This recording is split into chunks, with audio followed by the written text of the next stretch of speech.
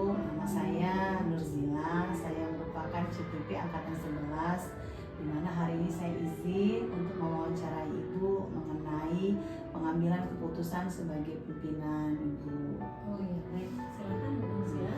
Izin Ibu ya. Ya, apa yang ingin Ibu tanyakan sama saya? Baik Ibu, jadi gini Bu, selama Ibu menjadi pimpinan kepala sekolah di sekolah ini Bu, pernah nggak Ibu mengalami kasus dilema etika ataupun kasus rujukan moral?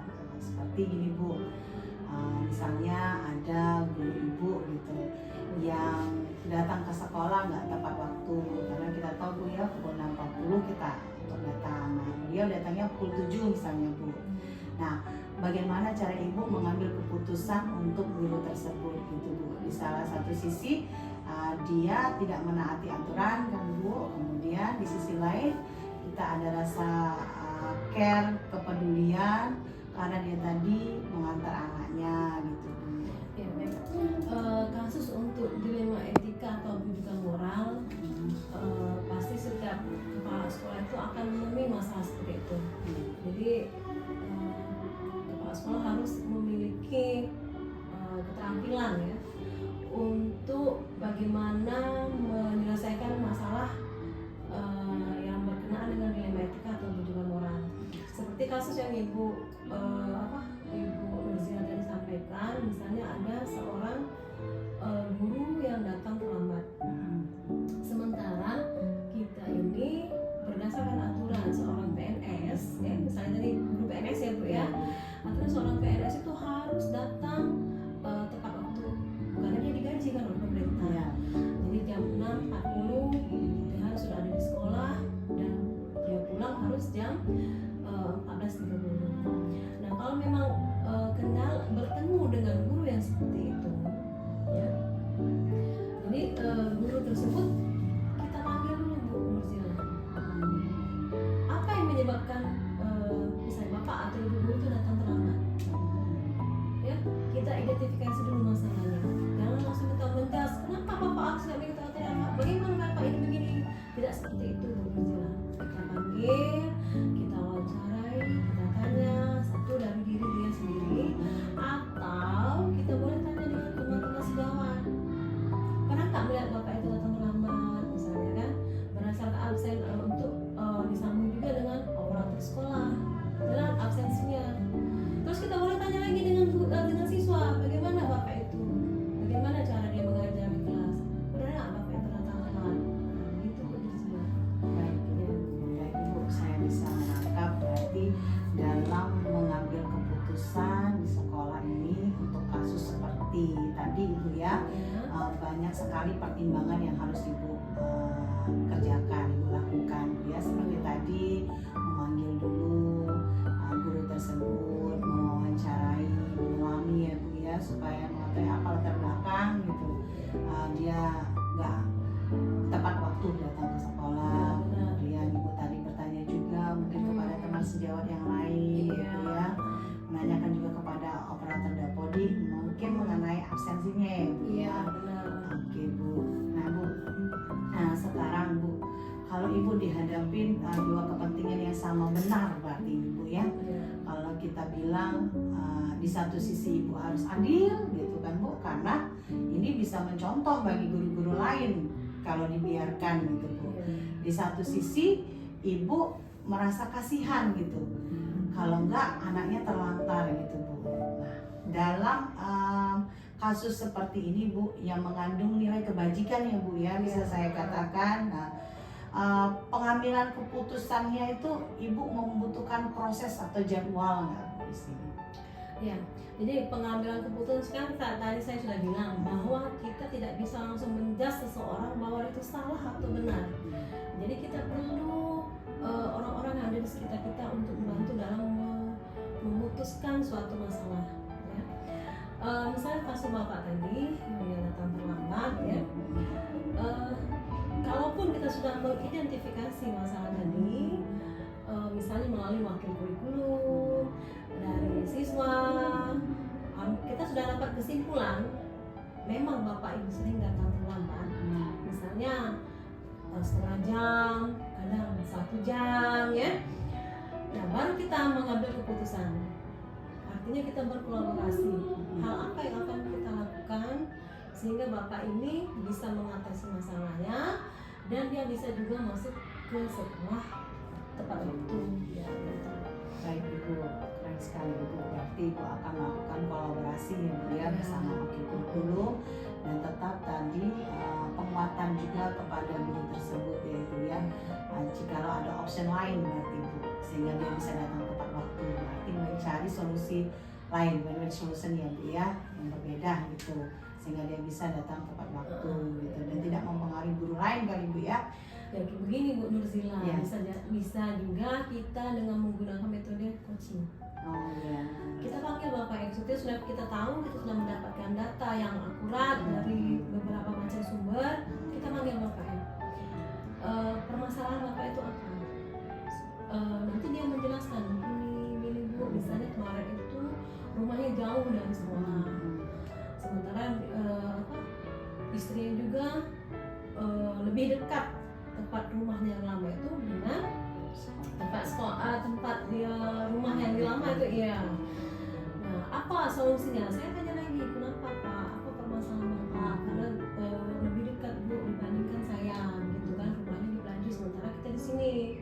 Nah, kira-kira saya jelaskan bahwa Bapak, kewajiban Bapak adalah sebagai PNS itu menepati waktu.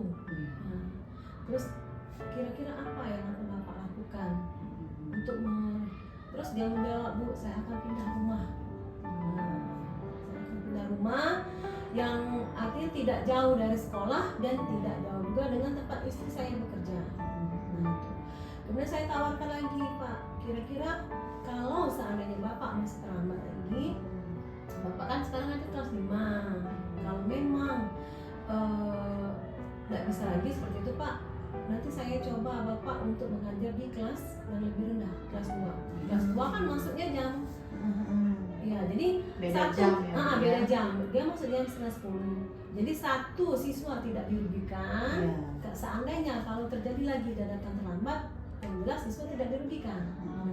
Seperti itu Bu Nurzila. Keren Bu, keren banget. Berarti Ibu sudah melakukan praktek coaching ya Bu ya di Iya. sini, di mana Ibu menggiring guru Ibu untuk mencari tindak lanjut, kemudian untuk mencari solusi dari masalahnya tadi. Dan saya ambil garis ininya Bu ya, garis bawahnya bahwa Ibu memberikan option lain gitu ya Bu ya, dimana jikalau dia melakukan lagi keterlambatan ini, maka Ibu akan mengganti Bu ya, mencing dia untuk mengajar di kelas 2 Ibu, karena di kelas 2 waktunya pukul 10 ya. Setengah 10. Jadi ada waktu dia Iya. untuk kalau seandainya masih terlambat. Harapan saya anak-anak tidak dirugikan dengan permasalahan yang dihadapi oleh Bapak ini. Iya, iya. Nah Bu, selama Ibu mengambil keputusan ini ya Bu ya untuk Iya. guru ini, pastinya Ibu memiliki tantangan gitu Bu, hambatan gitu Bu. Boleh nggak Bu saya tahu tantangan hambatan Ibu dalam pengambilan keputusan pada kasus-kasus dilema seperti ini Bu? Ya, begini Bu Nurzila, tidak semua orang menerima apa yang kita putuskan. Itu yang pertama kali. Jadi kita pertama kali itu harus sabar, tetap sabar dalam menghadapi setiap permasalahan yang ada di sekolah ini. Terutama Bapak tadi, seandainya kita memberikan solusi dan solusi itu tidak berkenan untuk dia pasti akan emosi, ya. Nah, jadi bagaimana kalau seandainya menemui masalah yang seperti itu, ya kita macam-macam pendekatan Bu. Dia tidak harus, Bapak harus begini ya Pak, besok. Nah, salah satu metode coaching tadi ya, menggiring Bapak tadi untuk menemukan solusinya. Jadi kita tidak ada pemaksaan di dalam hal itu, tapi kita mencoba mencari solusi yang terbaik sehingga yang bermasalah, yang mempunyai masalah tadi tidak tersinggung ya, kita juga sama-sama membantu dia dalam memecahkan masalahnya. Tantangan memang banyak Bu, ya, terutama untuk Bapak yang bermasalah tadi ya, pasti dia tidak akan langsung menerima apa yang kita putuskan. Baik Ibu, keren banget cara Ibu dalam menghadapi tantangan-tantangan dalam mengambil keputusan tadi ya Ibu, di mana Ibu mengatakan bahwa tidak semua orang, betul sekali Ibu, tidak semua orang akan menerima keputusan yang Ibu ambil, yang Ibu hasilkan. Lalu kemudian tadi ya Bu ya, sebagai manusia kita tetap sabar dalam menghadapi tantangan-tantangan ini. Lalu Ibu juga tadi keren banget saya mendengar Ibu menggunakan pendekatan coaching gitu Bu kepada guru Ibu, di mana Ibu mengidentifikasi masalahnya ya Bu ya. Kemudian Ibu juga menggali potensi dia sehingga dia bisa mencari tahu sendiri bagaimana untuk mengatasi masalahnya. Rencana-rencana dia untuk mengatasi solusi tadi, bahwa dia tidak bisa datang tepat waktu dikarenakan dia tadi mengantar anaknya terlebih dahulu, di mana keren. Iya, solusinya tadi Ibu keren banget loh Bu, bahwa Ibu memberikan option lain ya Bu ya, di mana mungkin Bapak itu bisa mengajar di kelas 2 Cing ya Bu ya, karena kelas 2 tadi kata Ibu pukul 9:30 ya Bu maksudnya. Kemudian Ibu juga akan memberikan gambaran gitu permasalahan kepada para guru lain, karena tadi tantangan terbesar juga itu terjadi di atmosfer guru ya Bu ya. Nah itu tadi, tapi Ibu akan memberikan gambaran gitu kepada para guru bahwa tidak semua masalah yang kita hadapi itu sama. Keren banget Ibu. Ibu kemudian Ibu selanjutnya Bu ya, boleh Bu ya. Bu, dalam mengambilkan keputusan ini Bu, adakah seseorang atau faktor-faktor yang selama ini Ibu rasakan mempermudah Ibu dalam mengambil keputusan ini? Ya, jadi sekolah ini kan suatu lembaga pendidikan. Yang tentu dalam suatu lembaga pendidikan itu punya struktur organisasi. Jadi saya tidak sendiri di sini. Jadi saya punya wakil, punya guru, punya siswa, ya, yang bisa kita ajak kolaborasi. Ya. Terutama saya punya wakil kurikulum, sarana, dan juga kesiswaan. Nah itu bisa kita ajak untuk menyelesaikan permasalahan yang ada di sekolah. Baik Ibu, berarti bantuan yang selama ini faktor-faktor yang mempermudah Ibu dalam penguatan pengambilan keputusan tadi ya Bu ya, dari berkolaborasi bersama para wakil kepala sekolah bidang kurikulum, kesiswaan ya Ibu. Kemudian mungkin juga Ibu akan melibatkan orang tua ya Bu ya di sini. Tergantung dari masalahnya ya. Iya, benar Ibu, tergantung dari masalahnya ya Bu ya. Intinya berkolaborasi ya Bu ya, bersama guru lain. Mungkin ada guru senior yang bisa memberikan bantuan untuk gambaran ya Bu ya kepada Bapak itu, berarti dari rekan sejawat lain gitu, mungkin yang lebih senior gitu ya Bu ya. Nah Bu, pertanyaan terakhir nih Bu. Iya. Dari semua hal yang telah Ibu sampaikan tadi Bu, pembelajaran apa yang dapat Ibu petik sebagai kepala sekolah dalam mengambil keputusan? Ya, jadi setiap ada permasalahan kita jangan langsung menjudge seseorang itu salah benar. Tapi yang pertama kali yang harus kita lakukan adalah mengidentifikasi masalah. Kemudian dari identifikasi masalah itu baru kita tentukan apa solusi yang terbaik untuk apa ini. Nah, jadi solusinya kalaupun pada waktu itu kita tidak bisa menentukan sendiri, kita minta bantuan. Intinya kita selalu berkolaborasi sehingga menghasilkan suatu keputusan yang baik. Jadi kalau tanpa kita tidak mengidentifikasi masalah, itu tidak akan menjadi obat dalam permasalahan. Terus kemudian solusinya tidak tepat karena kita tidak disesuaikan dengan permasalahan yang dihadapi oleh seorang guru atau seseorang yang ada di sekolah. Baik Ibu, keren banget. Jangan lupa tapi Bu Nurzila, setelah kita mendapatkan suatu kesepakatan solusi yang akan kita berikan kepada guru tersebut, baik itu melalui coaching ya, tentunya kita harus merefleksi, mengevaluasi apakah solusi yang kita berikan tadi itu ada perubahan. Kalau memang tidak ada perubahan, kita diskusi lagi, berkolaborasi lagi, menentukan bagaimana cara mencari masalah ini. Ya, seperti itu. Karena gini, tidak selalu yang kita katakan kamu harus A, hasilnya juga akan A. Bisa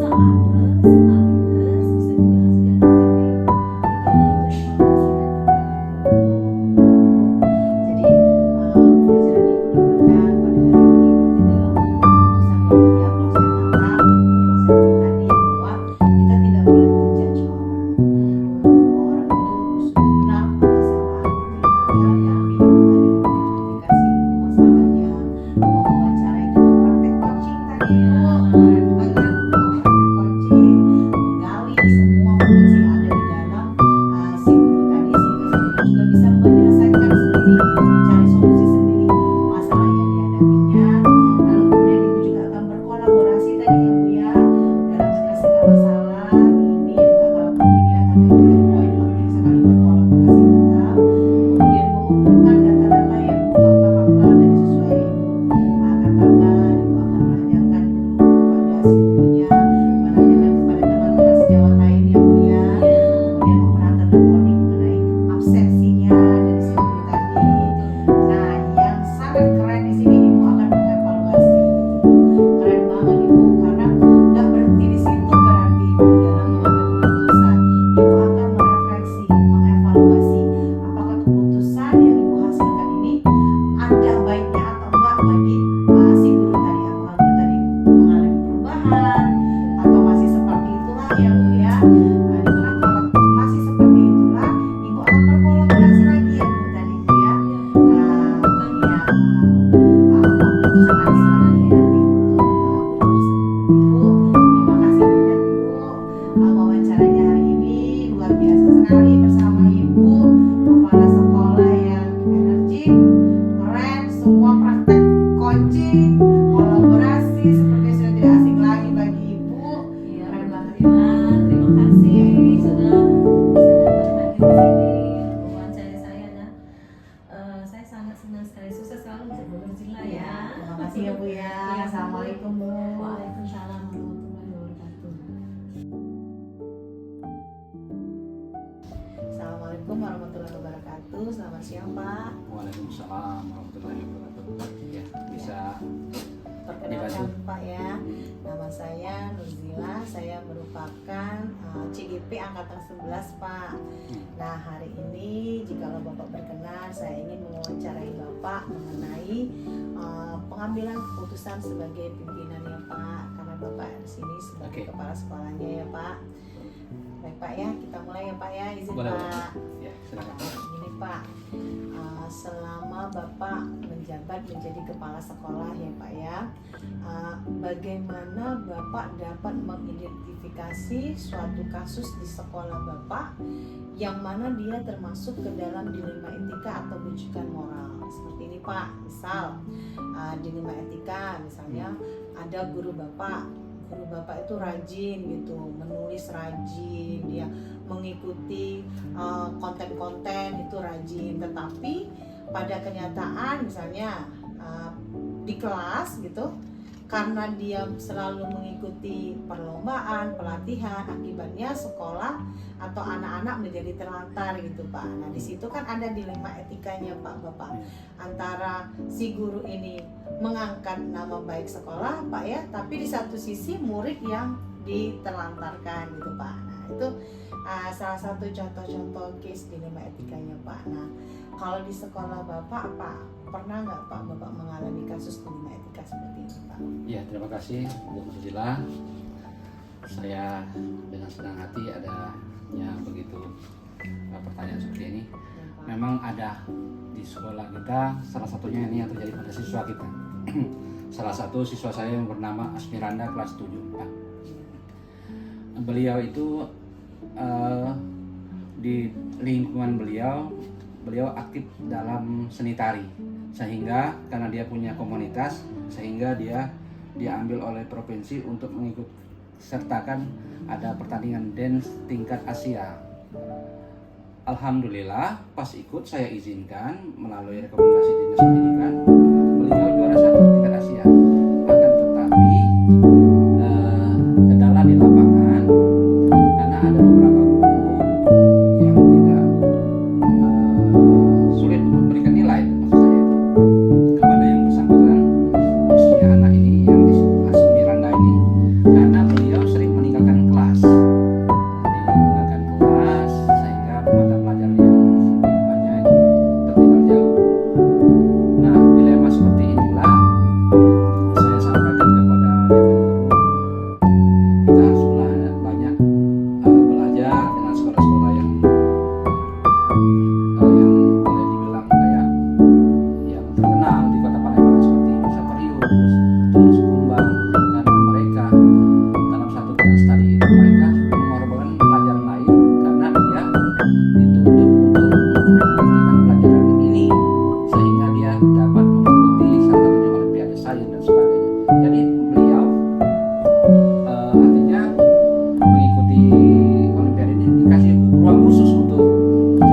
dan sebagainya, sehingga pelajaran lain tertinggal.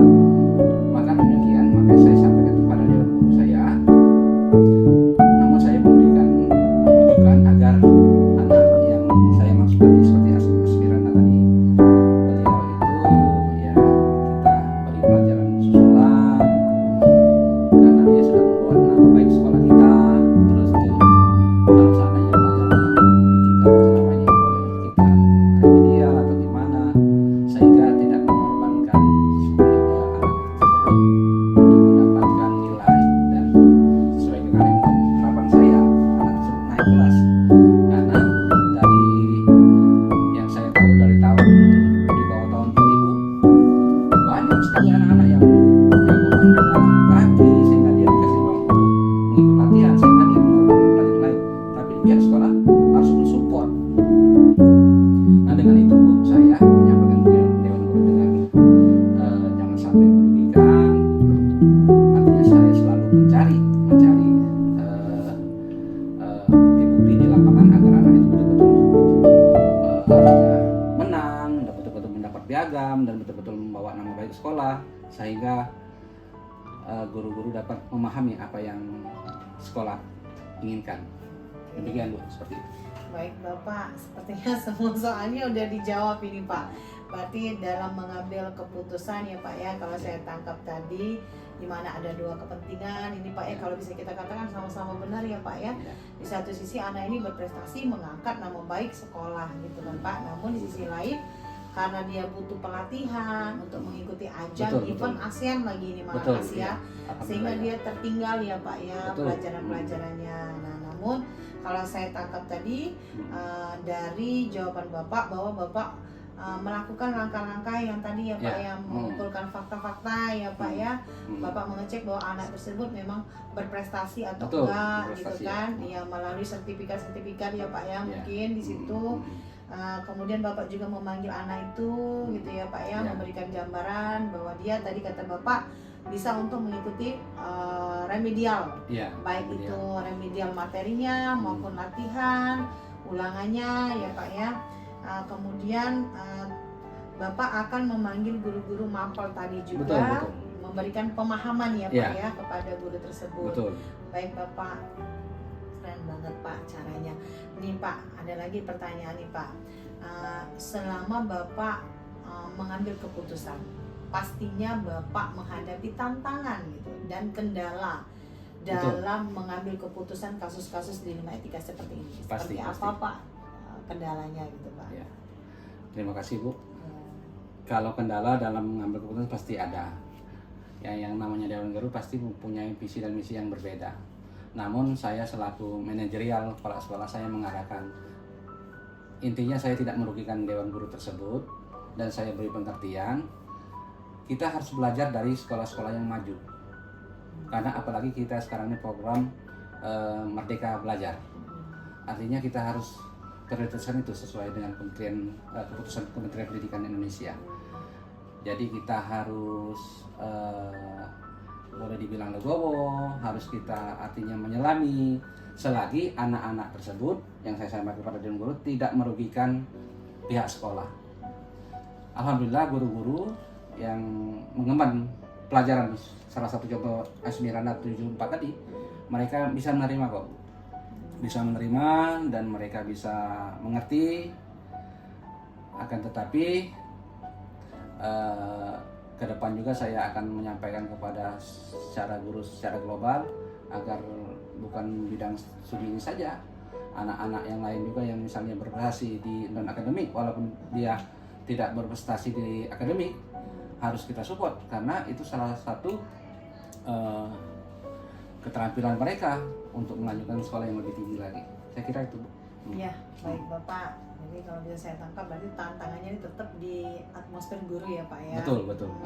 Memberikan pemahaman kepada guru bahwa kita ini sekarang kurikulum merdeka nih, dimana kita ini harus bisa menggali nggak hanya di akademik ya Pak ya, bisa juga kita menggali di non akademik siswa, karena ujungnya juga nanti untuk sekolah ya Pak ya, nama baik sekolah. Kemudian Bapak juga tadi menyarankan untuk belajar gitu ya Pak ya kepada sekolah-sekolah lain yang favorit ya Pak ya, dimana mereka juga banyak sekali Hmm. penghargaan gitu Iya. Pak ya, tetapi tidak ada masalah di Iya. dalamnya gitu. Karena sekolah-sekolah yang unggulan itu memberi ruang untuk anak-anak yang seperti Asmiranda ini. Iya Iya. Pak, baik Pak. Hmm. Pak, jadi ya Pak ya, Iya. dalam mengambil keputusan ini, apakah Bapak langsung memberikan keputusan pada saat itu atau Bapak menggunakan jadwal gitu Pak untuk pengambilan keputusan ini? Oh, betul. Terima kasih Bu. Kalau mengambil keputusan itu tidak semata-mata harus spontanisasi. Artinya saya harus memberikan jeda dulu, saya mempelajarinya dulu sehingga guru bisa memahami, dan saya membutuhkan waktu yang tepat sehingga apa yang dirasakan oleh Dewan Guru, beliau tidak tersakiti dan beliau juga paham ya. Artinya jangan sampai kita pas ada kebijakan langsung spontan kita lakukan. Itu tidak sama saya. Artinya saya akan bagaimana caranya saya selaku pimpinan mengusahakan, artinya beliau Dewan Guru jangan sampai dirugikan, anak-anak juga yang berprestasi di non akademik jangan dirugikan. Artinya saya mencari waktu yang tepat Bu, kira-kira untuk mencapai masalah ini. Alhamdulillah bisa, tapi tidak dengan spontanisasi. Baik Pak, berarti dalam mengambil keputusan Bapak tidak langsung mengambil Betul keputusan Bu. ya atau tidak pada hari itu ya Pak ya. Betul. Berarti kalau saya tangkap Bapak ada jeda ya Pak Ya, ya, di betul mana sekali. ya di mana jeda di situ Bapak mempelajari dulu ya Pak ya, memberikan gambaran dulu, Ya. memerlukan waktu untuk mengambil keputusan. Betul betul. Baik Bapak, Pak, pertanyaan selanjutnya ya Pak ya. Adakah nih Pak seseorang atau faktor-faktor yang selama ini mempermudah Bapak atau membantu Bapak dalam mengambil keputusan ini Pak? Jadi selama Bapak mau mengambil keputusan ini, faktor-faktor apa Pak yang bisa membantu Bapak atau dukungan dari pihak mana yang bisa membantu Bapak mengambil keputusan? Iya, terima kasih. Banyak sekali Bu yang faktor mendukung. Pertama dari Dewan Wakil Kepala Sekolah, khususnya dari bidang kesiswaan. Beliau sangat menyupport, dan begitu juga dewan-dewan pembina termasuk komite juga menyupport, karena ini untuk nama baik sekolah, untuk poin atau kreditnya juga sekolah, sehingga banyak sekali yang menyupport ini. Artinya yang sangat yang mendukung, maksud saya itu yang mendukung cukup banyak sekali. Dalam hal ini ya memang ada sebagiannya sedikit, tapi setelah saya dalami lebih jauh, saya beri pengertian sehingga mereka lebih daripada 90% mendukung kegiatan apa yang dilakukan siswa-siswi di SMP 57 ini. Iya, baik Bapak. Berarti faktor-faktornya Ya. atau orang lah Pak ya yang Ya. mendukung di sini dalam rangka pengambilan keputusan Bapak tadi banyak ya Pak ya, Betul. wakil kepala sekolah, Ya. terutama karena ini dalam bidang non akademik yang Ya. pasti berelasi sekali dengan wakil kesiswaan ya Pak ya, dari kata Bapak, kemudian dewan pembina, lalu Ya. Bapak juga melibatkan komite Betul. ya Pak ya, wali murid. Ya. Nah, ini untuk peningkatan atau memberi poin plus ya Pak, berarti Betul. untuk sekolah Pak ya. Nah, jadi 90% guru juga mendukung ya Pak ya. Pak, ini pertanyaan terakhir nih Pak.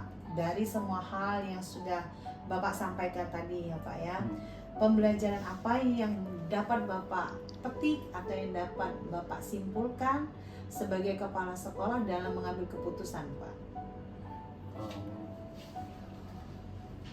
Yang saya petik ya. Kesimpulan Bapak, Kesimpulan. iya, Hmm. dalam mengambil keputusan itu harus seperti apa gitu Pak? Iya.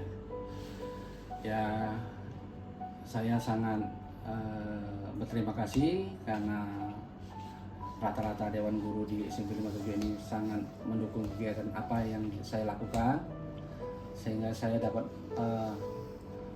melaksanakan tugas saya sebagai kepala sekolah, artinya dengan lancar. Kalaupun ada permasalahan itu bisa diselesaikan dengan baik tanpa merugikan pihak manapun. Dan saya juga menyampaikan bahwa kita tahu bahwa anak SMP ini kalau mau melanjutkan ke jenjang yang lebih tinggi, beliau juga bukan sekedar prestasi akademik, tapi dibutuhkan juga oleh sekolah lanjutan itu prestasi non akademik. Jadi saya kira dari pembelajaran ini saya sangat bangga dengan Dewan Guru saya karena mereka semua mendukung dan menyupport kegiatan apa yang saya ambil di sekolah ini. Ya. Nah, seluruh kegiatan. Ya. Pak, baik Pak. Kalau bisa saya simpulkan berarti Bapak kesimpulan yang Bapak bisa ambilkan hari ini berarti butuhnya support Ya. atau kolaborasi ya Betul Pak betul ya sekali ya. dalam mengambil keputusan, Hmm. dukungan dari terutama para guru, Para guru. wakil-wakil kepala Ya, sekolah betul. ya Pak ya. Untuk karena setiap permasalahan itu pasti ada solusi ya Pak ya Betul, sebenarnya. Nah tadi Nah, sekali. ya kata Bapak tadi mengambil ke arah yang positif ya Pak Betul. ya. Dalam mengambil keputusan itu kita mengambil ke arah yang positif seperti tadi sehingga bisa dari siswa SMP Negeri 57 ini ya Pak ya bisa nanti prestasi di bidang akademik, bukan hanya di akademik saja tetapi di bidang non akademik yang pastinya bisa membawa nama plus sekolahnya Pak. Benar. Baik Bapak, terima kasih Bapak untuk Sama-sama. wawancara hari ini, luar biasa Bapak, keren sekali sebagai kepala sekolah Amin. ya Pak ya. Terima kasih, Assalamualaikum warahmatullahi wabarakatuh. Waalaikumsalam warahmatullahi wabarakatuh.